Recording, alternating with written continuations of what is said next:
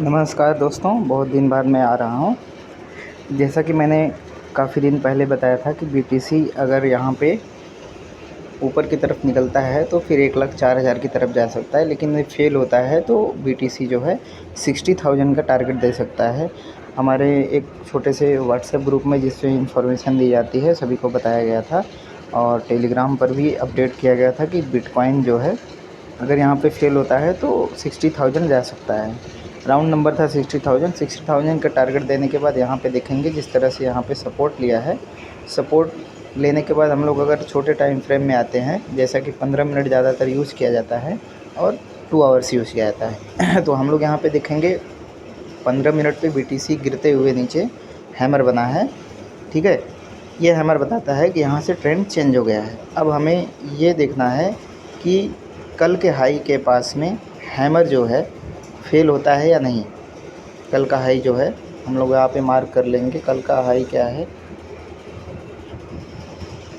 ठीक है, अब अगर यहाँ पे कल के हाई के पास ये हैमर फेल होना रहेगा तो भी अपडेट कर दिया जाएगा।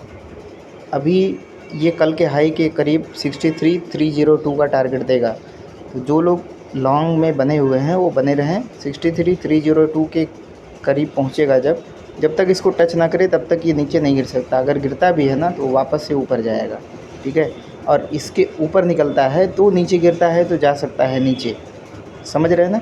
यानी कि ब्रेकआउट देता है तो वो ब्रेकआउट फेल हो सकता है, लेकिन ब्रेकआउट जब तक नहीं देगा तब तक वो टारगेट नहीं माना जाएगा। और नीचे गिरता भी है तो हमें वहाँ पे और ऐड करना है, जैसा कि बिग प्लेयर्स करते हैं। बिग प्लेयर्स क्या करते हैं, जब तक ये टारगेट नहीं आता तब तक वो वहाँ पे क्वांटिटी ऐड करते रहते हैं। जब जैसे यहाँ पे देखेंगे बीटीसी नीचे जा रहा था, ऐड किया गया, फिर से नीचे जा रहा था, ऐड किया गया, फिर नीचे जा रहा था, ऐड किया गया, इस तरह से। अब फिर से अगर यहाँ नीचे गिरता है तो वो यहाँ पे पोजीशंस को ऐड करेंगे, क्योंकि ट्रेडिंग में क्या होता है, प्रॉफिट को कैरी फॉरवर्ड किया जाता है और प्रॉफिट में ऐड भी किया जाता है। तो प्रॉफिट में हमें ऐड करने के लिए जब फिर से ये दिखाएगा हमें कि नीचे की तरफ जा रहा है, सब कुछ बेच के निकल जाना है, ऐसा हमें जब दिखने लगेगा तो वहाँ पे हमें और भी क्वांटिटी और ऐड करनी होती है। ठीक है, और इस जगह पे हमें पूरे पैसे नहीं डालने होते हैं, 20% पैसा डालना होता है। जैसा कि हमारे अकाउंट में 1,00,000 रुपए है तो हमें सिर्फ 20,000 से यहाँ पे ट्रेड लेना होता है।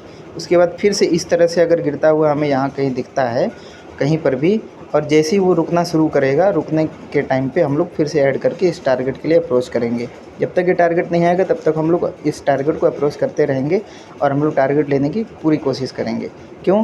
क्योंकि इसके पहले ये डाउन ट्रेंड में नहीं जा सकता। अगर जाना होगा तो यहाँ से ये नीचे गिरेगा, अगर नहीं गिरता है तो फिर और ऊपर निकलेगा, और ऊपर निकलेगा तो हम लोग ऊपर की तरफ भी मार्किंग कर लेते हैं। ऊपर की तरफ कहाँ कहाँ पे जा सकता है, ऊपर की तरफ जैसे हम लोग देखेंगे तो उसके पिछले दिन का जो हाई है वहाँ पे हम लोग आएंगे। ये हो गया हमारा रेजिस्टेंस हो गया, और उसके पिछले दिन का जो हाई रहेगा एक और जो है रेजिस्टेंस हम लोग लगा लेते हैं। और अब ये किसी का स्ट्रेटजी कॉपी पेस्ट नहीं है, मैं इसमें अपने एक्सपीरियंस से बता रहा हूँ। यहाँ पे क्या होता है ना, इस जगह पे अगर हमें कोई भी बुलिश या बेरिश पैटर्न, हम लोग पैटर्न की बात कर रहे हैं, बुलिश या बेरिश पैटर्न, जैसे अब यहाँ पे हम लोग देखते हैं कि एक बुलिश पैटर्न बना। ठीक है, तो बुलिश पैटर्न जो यहाँ पे बना है ये सपोर्ट पे बना है। सपोर्ट क्या है, सपोर्ट जो होता है ना, पिछले दिन का लो और पिछले दिन का हाई रेजिस्टेंस होता है। सपोर्ट पिछले दिन का लो होता है, उसके बीच में मार्केट चलता रहता है। अगर उसके बीच में है ना तो फिर ट्रेड नहीं लेना है। तो पिछले दिन के लो और पिछले दिन के हाई के पास अगर यहाँ पे सेलिंग के लिए कोई पोजीशन दिखती है, ठीक है, जैसे पिछले दिन के लो पे बाइंग के लिए दिख रहा है, हैमर बना है, तो हम लोग यहाँ पे छोटे स्टॉप लॉस के साथ बाई कर सकते हैं। स्टॉप लॉस इसी के लो के नीचे हो जाएगा, यहाँ पे बाई कर सकते हैं।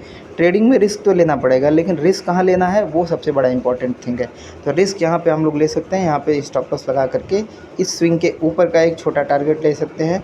ठीक है, उसके बाद इस स्विंग के ऊपर जैसे निकलेगा दूसरा टारगेट ले सकते हैं, क्योंकि इस स्विंग के ऊपर जैसे निकलेगा ना, एक बार फिर से यहाँ पे सेलर आएंगे, नीचे गिराने की कोशिश करेंगे, फिर वो सेलर फेल होंगे और उनकी शॉर्ट कवरिंग आएगा, फिर से ऊपर की तरफ निकलेगा। ठीक है, इसी तरह से नेक्स्ट स्विंग जो है यहाँ पे हो सकता है तेज़ी से गिरने के बाद फिर से ये ऊपर की तरफ निकलेगा। अगर यहाँ पे तेज़ी से गिरता है फिर से ऊपर निकलता है तो ये नेक्स्ट टारगेट ज़रूर देगा, क्योंकि ये लोग जो सेलर आएंगे ये जितने लेंथ की सेलर होंगे, जैसे यहाँ से यहाँ तक की लेंथ हो गई या यहाँ से यहाँ तक की लेंथ हो गई, इतने सेलर आए थे, तो इतने सेलर आएंगे यहाँ पे भी, जितने सेलर आएंगे उतने लेंथ के करीब यहाँ पे शॉर्ट कवरिंग आ सकती है। इसलिए नेक्स्ट टारगेट आने के चांसेस बढ़ जाएंगे।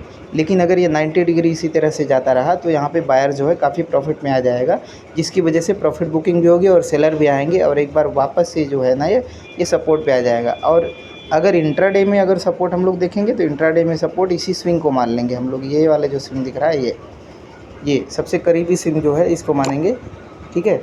बहुत से लोग क्या करेंगे, बहुत से लोग इस स्विंग को मानेंगे, ठीक है, इस स्विंग को सपोर्ट। लेकिन इस स्विंग के सपोर्ट के नीचे जाएगा, क्योंकि मैक्सिमम लोग यही करेंगे, जो मैक्सिमम लोग करने हैं वहाँ पे नहीं करना है, मैक्सिमम लोग यही करेंगे।